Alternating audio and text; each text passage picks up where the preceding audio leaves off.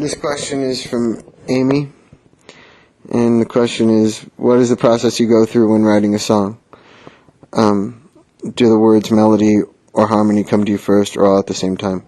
It always happens a little differently, but in general the process is I'm either playing guitar or I'm listening to a record, and an idea comes to me, whether it's some sort of a technical observation I've made about the record I'm listening to, or a technical observation I make about some chords that I'm playing, or it's just I stumble upon something and it sounds good to me.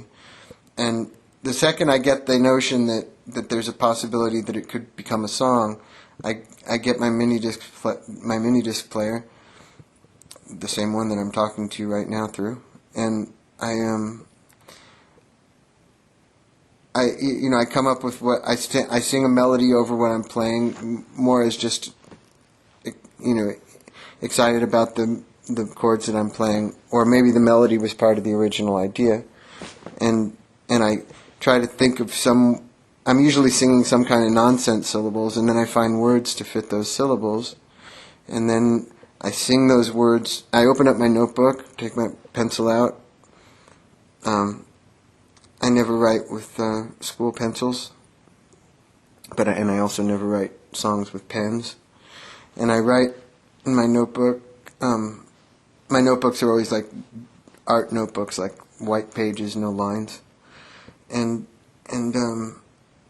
I open up the book, and I write down the first line, and then I press record on the tape recorder. I sing the first line while playing the guitar.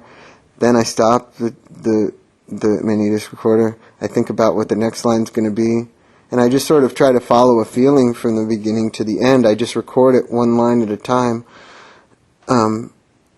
while constantly playing the whole thing to myself and seeing where that takes me.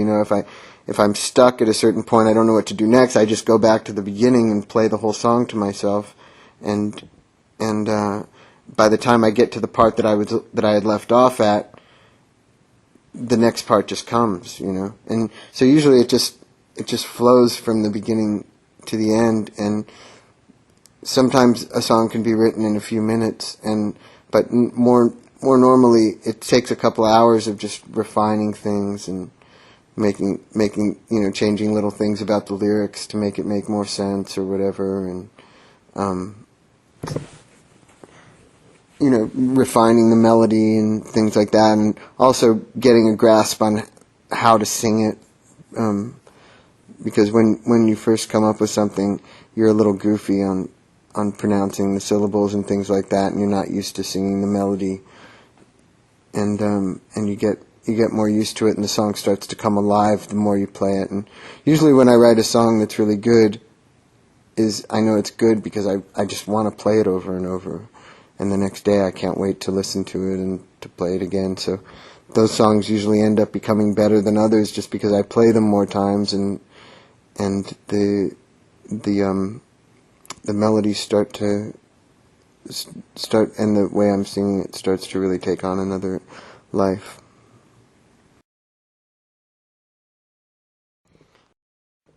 So in response to the second part of the question, I guess it all comes to me at once, but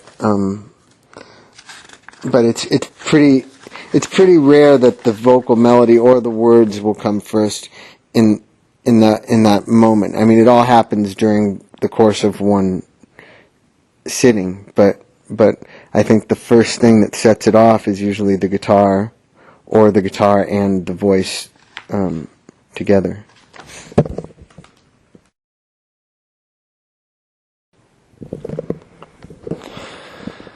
This question is, don't you think it's interesting that Bob Forrest discovered both you and Josh Klinghoffer, and now you and Josh are really great friends? What does Bob think of this? Yeah, neither of us are very close friends with Bob these days, but I wouldn't say that Bob discovered me. I guess it's partially true, but Flea was the first person who I came into contact with in that world, and he told Bob about me. So I guess that would mean that Flea actually discovered me. But although he discovered me, I guess he didn't like me well enough to ask me to be in the Chili Peppers until Bob asked me to be in Thelonious Monster. So I'm definitely indebted to Bob. I wouldn't go so far as to say I'm indebted, but me being in the band had a lot to do with him. But if anything, he owes me for other things. And I'm not really sure what I'm sure he's happy that Josh and I are friends. I really don't know.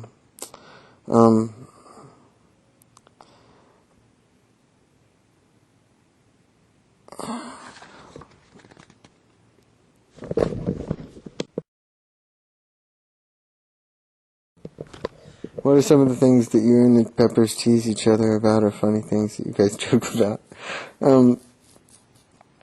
We definitely don't tease each other anymore. That was something more years ago. But there's always lots of funny things, but they all just come up in the spirit of a moment or in the spirit of a long conversation, and I guess I can't really think of any running jokes, or if there are, I don't think they would seem funny if I told you about them. But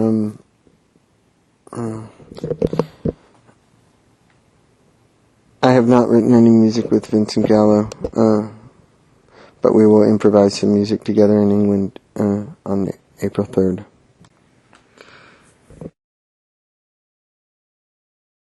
This question is, what RHCP track are you most proud of? Seems like I like the B-sides a lot. I like the song Rivers of Avalon a lot, and I like the song Eskimo a lot. And off the Californication album, I really love the song This Velvet Glove. I also really like the B-side from the Scar Tissue single, instrumental number 1, Gong Li off the same single. I hope someday we do a B-sides record, because I'm really, in a lot of ways, I'm more proud of our B-sides than I am of our album tracks. What do you think of Santa Monica? Santa Monica is where I first lived when I moved to California, so I love it there. I especially loved it at that time. I love the way the air feels down there, and I love being at the beach. I've actually been meaning to go there more often to run on the beach, because when we finished the By the Way tour, I stayed at a hotel in Santa Monica for a few days and ran on the beach, and I loved it so much. But I just it's kind of a whole day, going down there and stuff. And by the time you get back, it's so late in the day. But I love it there. When I was a little kid, it was a lot more dirty and kind of, it wasn't as ritzy as it is now. But it was a great place to be a little kid, because I had, all the role models who were like skateboarders and surfers and stuff. So I think I developed, I think, pretty important parts of my personality just because being around those kind of people, and it was a good neighborhood for kids too. I lived at Euclid and Ocean Park Boulevard, right on the corner, in an apartment, and there was like about 10 little kids who lived within one block, and we would all get out there with our skateboards every day and skateboard down hills and stuff, and it was just a great place to be a little kid.